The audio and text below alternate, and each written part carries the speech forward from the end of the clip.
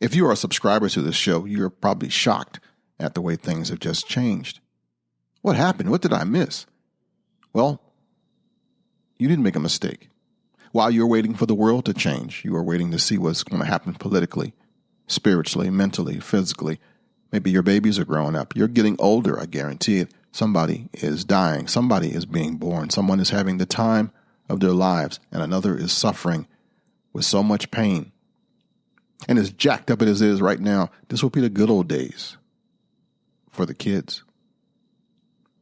As I reflected on the last 2 weeks, the cicadas, brood X, they say, is out in force.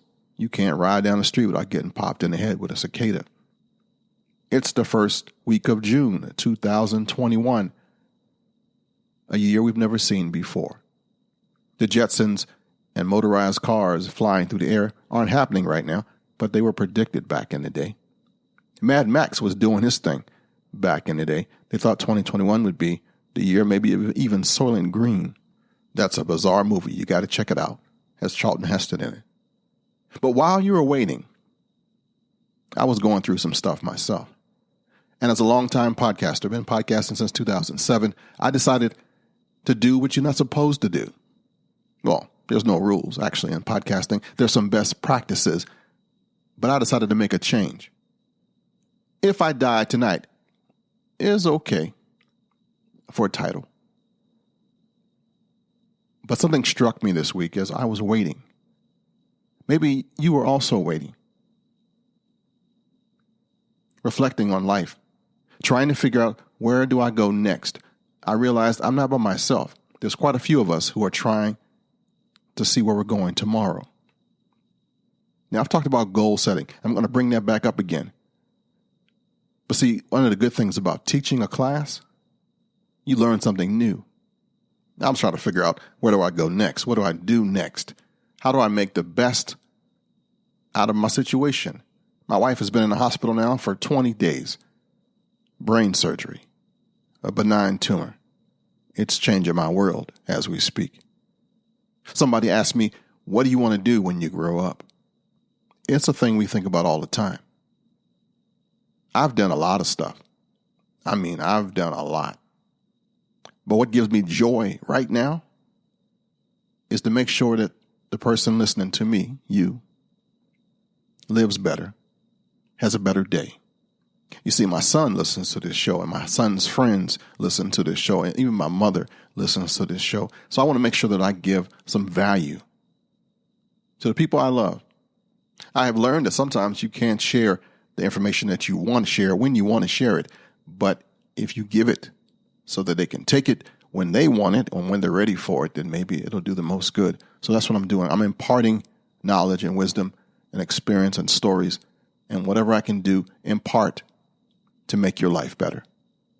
If you're into comic books, if you're into the pop culture and the action figures, you know that the backstory for so many heroes is important. I submit to you to consider taking a look at your own life and leveling up. Follow me from this point on in this podcast while you're waiting to level up, to do better, to grow. You know, the greatest stories that we love all come down to one thing: the hero's journey. Think about it. There's like 12 chapters to every hero's story. There's the ordinary world. There's the call of adventure. There's the refusal of the call. There's the meeting of a mentor. There's the crossing the first threshold. And that includes tests and allies and enemies. Then there's the approach to the inmost cave. Then there's going to be an ordeal and a reward, usually the seizing of a sword or a secret ring or something. Then there's the road back. There's resurrection. And then you return with the magic potion, the golden fleece, the something. Think about it for a minute and rewind this part and listen to it again just to think about the stories that you love. Think about Superman. Faster than a speeding bullet, more powerful than a locomotive, able to leap tall buildings in a single bound. Look, up in the sky, it's a bird, it's a plane. No, yeah. That's the old Superman. How about this one? In brightest day and darkest night, no evil shall escape my sight. For those who worship evil's might, beware my power. Oh, you know that one. If you've ever wondered about adulting, about having meaning in your life, continue to listen. I'm starting to believe that inside of all of us is the desire to be a hero. I'm saying be your own damn hero. And that's what I put on my Instagram just a couple of days ago. Now, how do you do that? Well, first you have to find your purpose. That sounds pretty good, right? You see, your life's purpose consists of the thing that's going to motivate you in your life, the reason you get up in the morning. Purpose can guide your life decisions, influence your behavior, shape your goals. And everybody's talking about, man, you got to set some goals for yourself. But if you don't know your purpose, you can't aim right.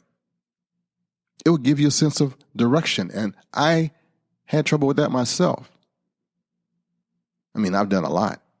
I'm almost close to 60 now. I done been there, done that, and bought a t-shirt. And I realized that my purpose, the thing that gets me out of the bed, is when I can help somebody. When I can create a meaning. It's a purpose. It's connected to you. Satisfying. To help somebody not make the same mistakes that I did. To go further than I did. Some argue that finding your purpose will help you find happiness. Some say your purpose is to love others and become the best version of yourselves, or to follow God's will. And then still, some people say, hey, there's no purpose to life at all. But for that crew, I say, because I really believe that my purpose, and probably yours too, is to use whatever you are given with, whatever your gifts are, to help society, to help where we live, to help you mentor somebody else, to help you mentor a bunch of people or one. It's only your service to somebody else that will forge a place in this human chain of love by people who came before you and people who will follow you. If you want to live forever, make a difference in somebody's life. If you want to be forgotten, be selfish and do your own thing. But what do I do? That's what we're going to find out together. Or maybe not together, but I'm hoping I spark something in your mind, in your spirit, that pushes you to look. You know, some people don't value the gifts that they have. Somebody is really good with kids. Other people aren't. Somebody is really, really good with animals. Other people aren't. Somebody is a really good instructor. A lot of people aren't. There are people who you listen to and people who you don't. There are people who can fix things. There are people who can build things. There are people who can see things, who can hear things, who can do things that others can't. Or there's somebody that can do it, but they're not like you. You just got to find your thing. And sometimes your thing makes money. Sometimes it doesn't. Don't get that twisted. I'm not going to say that once you find your purpose, you will be self-fulfilling and you will make tons of money. No, there are a whole bunch of musicians who can play complex music, but they're broke because nobody pays for music. Well, they pay for it, but not to the scale. I mean, they've gone to conservatories and they know musical theory and they can write tunes, but that's not what anybody wants. There are people who have doctorates in theology and they can talk and argue great points of philosophy and theology and humanology and anthropology and sociology, but nobody wants to hear that. But there are some, take that back, that do have the education, do have the knowledge, and are able to translate that knowledge into what other people want or need, and it helps them and helps everybody. Be that person. Be your own damn hero. Believe it or not, we derive meaning in our lives from the pursuit of a challenging and worthwhile goal. Now, my son loves the martial arts. I mean, loves it. He sees stuff that I don't even understand. And I love the martial arts too. We got the same genes. I did the same thing he did up to a point, and he went his way and went further with it. And see, the emphasis here is on pursuit. The achievement of a goal is relatively inconsequential with the amount of meaning we derive from it. I suspect that much of our existential angst comes from confusing happiness with meaning, as goal pursuits leads to inevitable fluctuations in happiness. What I'm trying to tell you is, I believe we get caught up thinking that happiness is the goal, and it's not. The goal is the pursuit, the journey. Where was that word pursuit at that we hear sometimes? Oh, yeah, the Declaration of Independence. If you got that, give yourself a gold star. Life, liberty, and the pursuit of happiness. Right. You see, while I was pining and sobbing and crying and feeling like crap because my wife is recovering in the hospital, while I was trying to figure out where we're going to go in the future, what's going to look like things, how am I going to undo what's going on? How am my life going to change? How is my family going to be? The journey popped into my head. The pursuit of happiness. You know, when you go on a trip and how much you can get done before you have to go, you clean your whole damn house. You wash your car. You put your mail on hold. You do a lot of stuff. You do so much stuff sometimes as you're an adult that you wear yourself out. By the time you get on the plane or the train or you drive, you are tired. You don't work yourself into a frenzy. And you've told so many people about your travel, about your trip, about your holiday. You're going, man, it was exciting. It is the journey. And then you get there and it rains the whole doggone time. The mosquitoes are out there or your hotel room is a bust. It's never as equal as the great feeling you had getting there. Sometimes it is, but a lot of times it's not. But the momentum of the journey, the momentum of going, the momentum of being there carries you. And if you're there long enough, you get a chance to recoup and relax and really have a good time. But if you have a short stint, not so much. It's the journey, man. It's the journey. How about the young lady who is fine as red wine? Yeah, it's the chase. And then after you date, after you know all her quirks and you are learning her as a person, and you get married. And it's the same thing over and over again for years. The chase is no longer there, and you're looking at each other like, why are you still here? That happens a lot. Because we forget the reasons we got there, the things that we loved, the things that we liked. The journey hasn't stopped. It's just changing. Just like me right now. The old dude, life is changing. And we make bad decisions sometimes because of imperfect self-knowledge. We don't know any better, and the folks that we ask don't have a clue either. They've been making bad mistakes their whole life, but we trust in them to give us some advice. I want to give you a break right here. It is extremely rare to choose the right goal the first time around. Believe it or not. Like I remember one time, don't tell nobody this, but I wanted to be the greatest lover of all time. I thought that was a goal. I thought that was a cool thing to do. So I practiced a lot with a lot of partners. And that doesn't make for anything unless you want to be an escort or a hooker or sex worker. And there's risk.